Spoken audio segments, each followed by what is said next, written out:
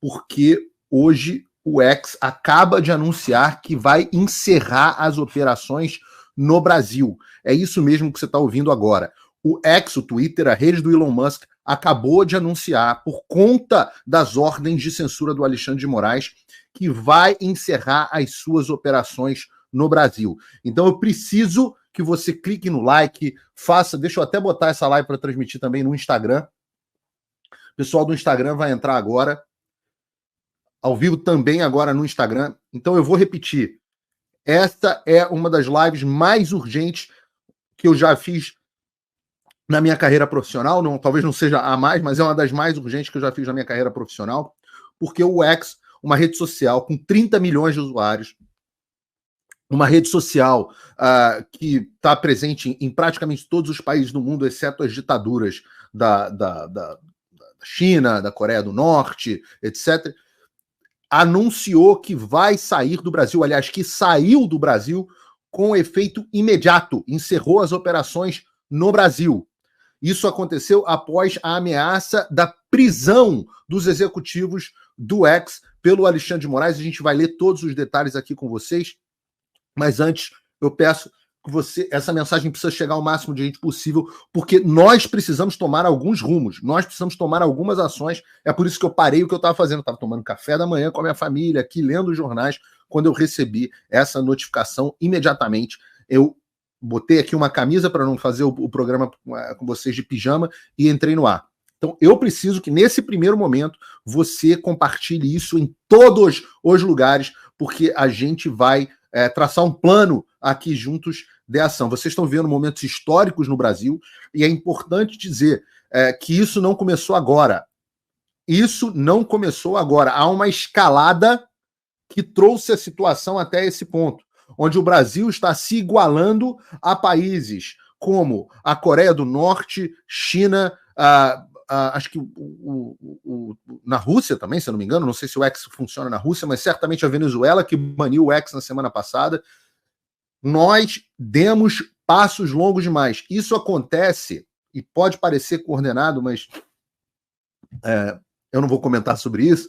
Isso acontece exatamente no mesmo momento onde o Alexandre de Moraes vive o seu pior momento junto à imprensa nacional. Enquanto a Miriam Leitoa está aí dizendo que o que aconteceu nas reportagens da Folha de São Paulo já foram para o espaço, nós temos uma petição que está nas minhas redes sociais, muito importante que você assine, pedindo o impeachment do Alexandre de Moraes, que já conta com praticamente 500 mil de assinaturas em 24 horas. 500 mil de assinaturas em 24 horas. Essa certamente vai passar de 1 milhão, provavelmente no final de semana. Isso dá um impulso danado para essa coleta de assinaturas. Eu tenho certeza que nesse momento está havendo ligações de emergência lá entre os ministros do Supremo Tribunal Federal. Opa, desculpe interromper o seu vídeo, mas desde 2022 eu continuo com as contas bloqueadas e o passaporte cancelado pelo Xandão. Se você aprecia o meu trabalho e tudo que eu faço pela liberdade de expressão, tem um lugar onde você pode se tornar meu apoiador com uma pequena quantia por mês. Acesse www.paulofigueiredoshow.com e torne-se meu apoiador, e aí você vai receber conteúdos exclusivos e desconto nos meus cursos. Ou então você pode se tornar meu patrono Gold e passar a me pautar, tem reuniões comigo, você entra para o meu grupo de WhatsApp, que eu uso sempre. O link para tudo isso está aí na descrição. Eles vão se manifestar sobre o caso, mas o fato é que o X saiu do Brasil. Como é que essa escalada começou a acontecer? Bom, nós temos que fazer aqui alguns retrospectos. Primeiro, a ideia da justiça brasileira de que ela pode derrubar redes sociais no país. Isso, eu digo que o Brasil vem caminhando por uma juristocracia onde o poder judiciário como um todo não tem mais freios e contrapesos dos outros poderes. Então nós começamos a ver juízes, até de primeira instância, determinando a derrubada do WhatsApp. Em um dado momento, o próprio Supremo Tribunal Federal entrou em cena para dizer que isso não poderia acontecer. Um juiz não poderia derrubar redes sociais do país inteiro. Curiosamente, o próprio Supremo Tribunal Federal começou a seguir nessa direção. Quando eu estava associado ao Getter, nós avisamos a eles que, em última instância, isso poderia acontecer com a rede social no Brasil se ela desobedecesse às ordens do Alexandre. Nós tivemos ali, naquele momento, a detenção e é importante contextualizar as coisas, nós tivemos já naquele momento a detenção do Jason Miller, que curiosamente hoje já era antes, mas passou a ser um dos principais assessores de Donald Trump, é o porta-voz, chefe de comunicações de Donald Trump. O Jason Miller foi detido por ordem do Alexandre de Moraes no aeroporto em Brasília, justamente há 3 anos atrás, aproximadamente, 3 anos atrás, 7 de setembro, ele foi preso, acho que no 8 de setembro, se eu não me engano, no próprio 7 de setembro, detido, para usar o termo correto, por ordem do Alexandre de Moraes, no aeroporto de Brasília, indo a caminho do seu jato particular para voltar para os Estados Unidos. Então, naquele momento, nós já tivemos um executivo de uma rede social sendo detido por ordem do Alexandre de Moraes. Ele não levou aquilo até a última consequência, mas houve, sem dúvida nenhuma, a ameaça. Aquilo foi um primeiro momento. A sociedade e o Supremo Tribunal Federal não reagiu àquilo da forma necessária. Né? É verdade que logo naquele momento o Bolsonaro resolveu fazer uma carta pedindo desculpas lá, escrita pelo Michel Temer, pedindo desculpas ao Alexandre, mas não vou entrar nesse objeto agora. Eu só quero mostrar como a escalada para nós chegarmos a esse ponto passa pela omissão de todos que não agiram nos momentos iniciais. O monstro, ele só cresce conforme a gente vai alimentando, e você tem muito mais chance de matar um monstrinho do que de matar um monstrão que a gente está vendo acontecendo nesse momento. E matar aqui, só para deixar claro, é sentido figurado, embora monstro para o Alexandre não seja um sentido tão figurado assim. Nós tivemos também, naquele ano, no mesmo ano, nós tivemos o Telegram, alguns meses depois, ainda em 2021, nós tivemos o banimento do Telegram no Brasil, a suspensão do Telegram no Brasil, por terem se recusado a cumprir as ordens do ditador sobre a retirada do perfil do jornalista Alan dos Santos. Então nós tivemos essa escalada começando ali naquele momento. Detenção do Jason Miller. Então, antes, banimentos múltiplos do WhatsApp por juízes. Depois, a detenção do Jason Miller. Depois tivemos a suspensão do Telegram com ameaça aos seus executivos, ameaças de multa. E nós chegamos ao ápice que nós tivemos antes deste momento, quando o nosso querido Rumble e Locals, primeiro Rumble e em seguida Locals, o Rumble, que se escreve Rumble, a maior concorrente do YouTube no mundo. As pessoas no Brasil às vezes não estão tão familiarizadas com eles, mas é uma empresa de bilhões de dólares, listada na Nasdaq, onde Donald Trump faz os seus pronunciamentos, é uma rede absolutamente gigantesca. Aliás, eu tenho ali até um prêmio Rumble, fui um dos brasileiros agraciados com o prêmio deles. Aliás, acho que fui talvez o único brasileiro, ou talvez um dos únicos agraciados com o prêmio deles.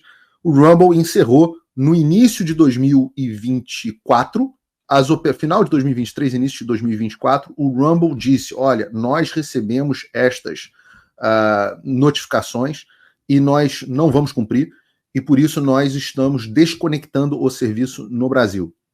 2 meses depois, uma subsidiária do Rumble, onde eu contava com coisa de 75, 80 mil assinantes, o Locals, também optou por encerrar as operações no Brasil. Você ainda consegue acessar os dois pelo aplicativo, mas não consegue acessar pelo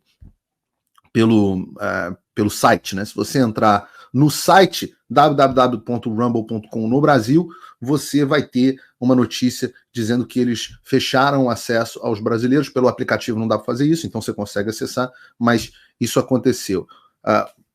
Importante vocês lembrarem, o executivo CEO do Rumble, o dono, o fundador, Chris Pavlovski, depois no Congresso dos Estados Unidos, comigo, ao meu lado, a respeito das ordens do Alexandre.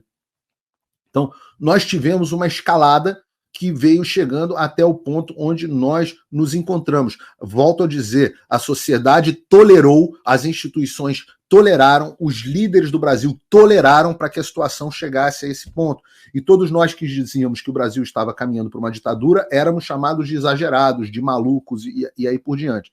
Agora essa dúvida vai embora. O X anunciou hoje que encerra as operações dele no Brasil. E o X, todo mundo sabe, é a plataforma que basicamente o mundo utiliza para se informar. É basicamente a plataforma que o mundo utiliza para se informar. Bom, como é que essa história começou? Eu quero abrir aqui algumas coisas para vocês.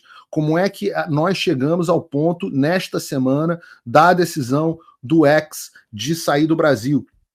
E é por isso que eu digo para vocês que nós não podemos desistir das coisas, né? Nós realmente temos que continuar tentando, continuar fazendo, porque uma hora o que a gente espera acontece. Eu vou abrir aqui para vocês alguns tweets para a gente contar um histórico do que aconteceu.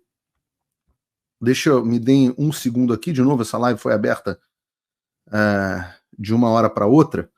Então, vamos lá. Na semana passada, deixa eu ver se eu consigo aqui, eu estou sem o Brunão para operar aqui para a gente. Na semana, deixa eu botar isso aqui na tela, ótimo, consegui. Na semana passada nós recebemos esse tweet aqui, esse post do Global Government Affairs, a conta de assuntos governamentais globais. Não, pessoal, rapidinho, nós já estamos com 25 mil pessoas, 26 contando o Instagram. Eu peço a você, perde um segundo para apertar um retweet, um repost e apertar um like, porque essa live é fundamental. Óbvio, participem aqui nos comentários, isso também ajuda o engajamento do vídeo. Mas nós, no dia, vamos abrir aqui a data, no dia 14 de agosto, ou seja, 3 dias atrás, houve essa publicação do Global Government Affairs do X. Recebemos mais pedidos de censura e de informações de contas pessoais de nossos usuários, afetando não apenas brasileiros, mas também residentes dos Estados Unidos e da Argentina. Compartilhamos essas informações aqui no propósito essencial de garantir a transparência. Eu observei essa história, essa postagem, e não é a primeira, né? Na semana anterior, o X já tinha feito algumas publicações parecidas, e se vocês observarem, esse documento aqui no canto da tela tem escrito sigiloso. Então já havia um clima de desafio ao Alexandre de Moraes.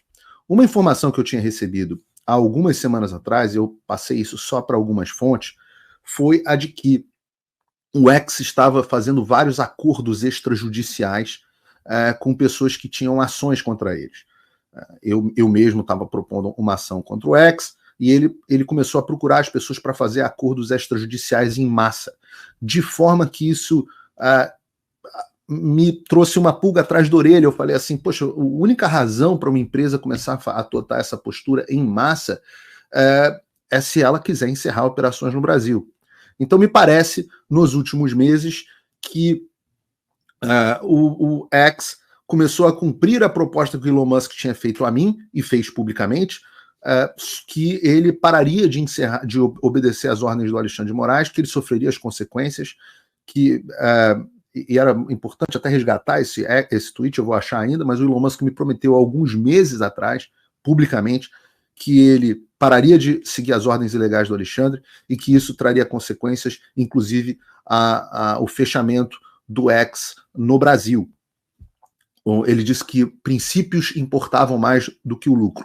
Naquele momento, muita gente achou que era bravata. Eu mesmo confesso que falei, olha, eu acho que ele está tomando algumas medidas nesse sentido, mas tive algumas contas bloqueadas, uma conta bloqueada nesse meio desse processo, e eu me lembro que o ministro Barroso chegou a basicamente dizer que o Elon Musk era um bravateiro, que ele estava fazendo uma grande bravata e que aquilo não ia adiante.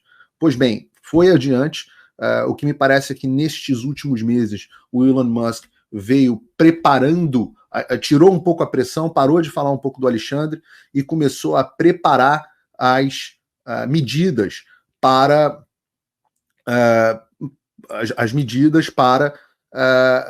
retirar completamente e encerrar as operações do X no Brasil. Parece que foi uma coisa programada, e nós vemos aqui esse grau esse grau de provocação com a publicação de decisões sigilosas, com a exposição do ministro. É importante dizer que foi o X que entregou ao Comitê Judiciário dos Estados Unidos, que posteriormente tornou pública as decisões do Alexandre. Foi um choque muito grande naquele momento para o mundo ver que as decisões de retirada de conteúdo não tinham objeto, não tinham especificação, não tinham justificativa, eram apenas uma ordem vazia, sem justificativa e ampla.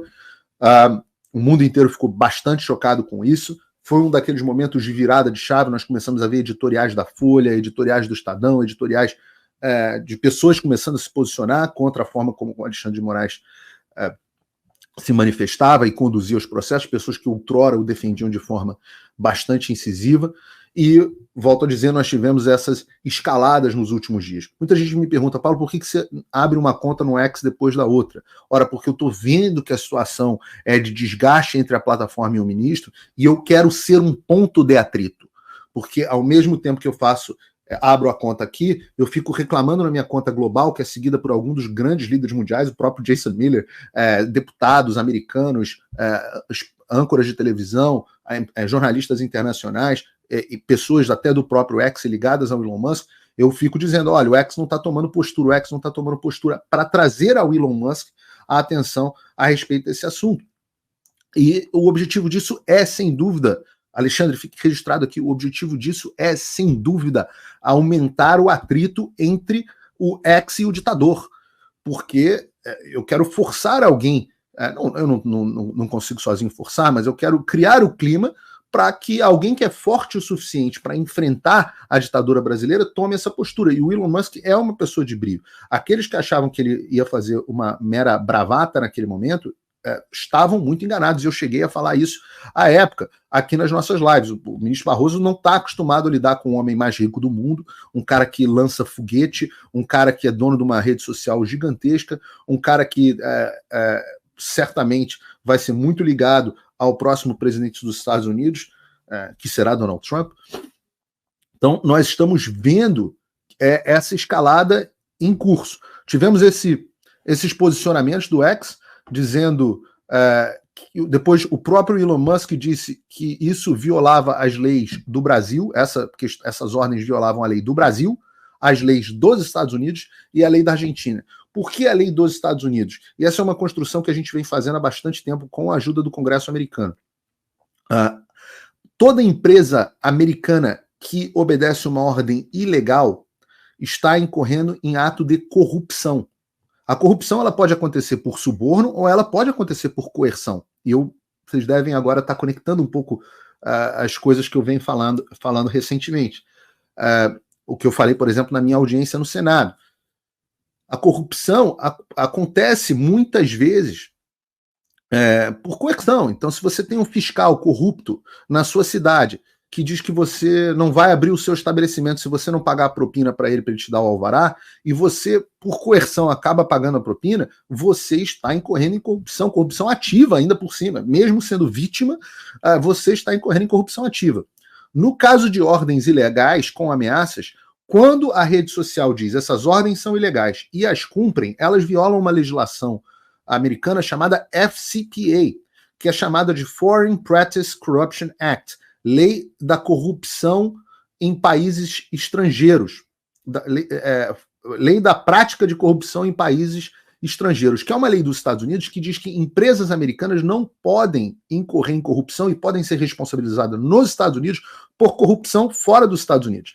E é uma lei que ela é muito aplicada aqui nos Estados Unidos, sem dúvida nenhuma, mas ela é controversa, porque, teoricamente, os Estados Unidos só têm jurisdição de atos acontecidos dentro dos Estados Unidos. Mas essa lei nunca foi discutida na Suprema Corte. Eu acho que ela é inconstitucional, mas ela nunca foi discutida na Suprema Corte e, portanto, ela continua em validade. Pois bem, se o X, assim como as outras plataformas, YouTube, Meta, etc., continuam cumprindo ordens ilegais, eles podem ser responsabilizados pelo Departamento de Justiça. E esse, sem dúvida, é um dos caminhos que está sendo analisado tanto no Congresso quanto numa possível administração Trump. Pode ser um caminho utilizado pelo Departamento de Justiça americano para impedir que essas empresas de redes sociais cumpram ordens do Alexandre, e isso pode gerar uma baita discussão na justiça, mas é sem dúvida um componente muito importante. Outro componente importante tem a ver com a privacidade dos dados dos usuários. Então, vejam vocês, o pessoal do X disse que, na notícia, que, reparem, eu vou ler novamente, mais pedidos de censura e de informações de contas pessoais de nossos usuários, afetando não apenas brasileiros, mas também residentes dos Estados Unidos e da Argentina. Ora, se eu sou residente dos Estados Unidos, eu estou sob a jurisdição dos Estados Unidos. Eu não estou sob a jurisdição do governo brasileiro. Né? A jurisdição do Alexandre termina no Xandaquistão, no território brasileiro. Ele não pode pedir os dados de um usuário do exterior, porque você imagina, caso contrário, o Alexandre poderia pedir dados, por exemplo, de acesso do Donald Trump quando ele usa o X. E reparem como isso se torna... E se o Alexandre pode pedir, o governo da China também pode pedir. E o governo da Rússia também pode pedir. Ou de qualquer país onde uma rede social opere. E esses dados são o meu endereço de IP, onde é que eu acesso, onde é que eu estou, as minhas rotinas, as minhas contas, a minha identidade de confirmação, os meus dados pessoais que são fornecidos, o meu telefone. Isso passa a ser uma ferramenta de espionagem internacional muito grande, de forma que isso afeta e torna vulnerável a segurança nacional de cada um dos países. Por isso que esse tipo de ordem é ilegal. Daí, e agora talvez vocês estejam conectando um pouco os pontos, as coisas não são tão soltas quanto muitas vezes podem parecer. Daí, aquela carta do Chris Smith perguntando especificamente se o Alexandre respeitou a jurisdição dele e se cumpriu ordens, né, e se pediu ordens relativas a residentes dos Estados Unidos, que se conecta imediatamente com essa própria manifestação do X. Então vocês reparem como há uma construção de algo numa determinada direção. Você tem agora, nós tivemos aí, foi muito bem colocado o timing das reportagens do Glenn Greenwald, que foram compartilhadas nos Estados Unidos nessa semana, foram levadas ao conhecimento do Congresso dos Estados Unidos. O próprio Elon Musk noticiou a vaza-jato do Xandão, ou vaza-toga, como você preferir. Eu prefiro vaza-jato do Xandão, porque dá nome aos bois. Não é da toga, é do Alexandre. É nominal, é atrás do Alexandre que a gente está indo, não é atrás da instituição Supremo Tribunal Federal. É atrás de um juiz corrupto.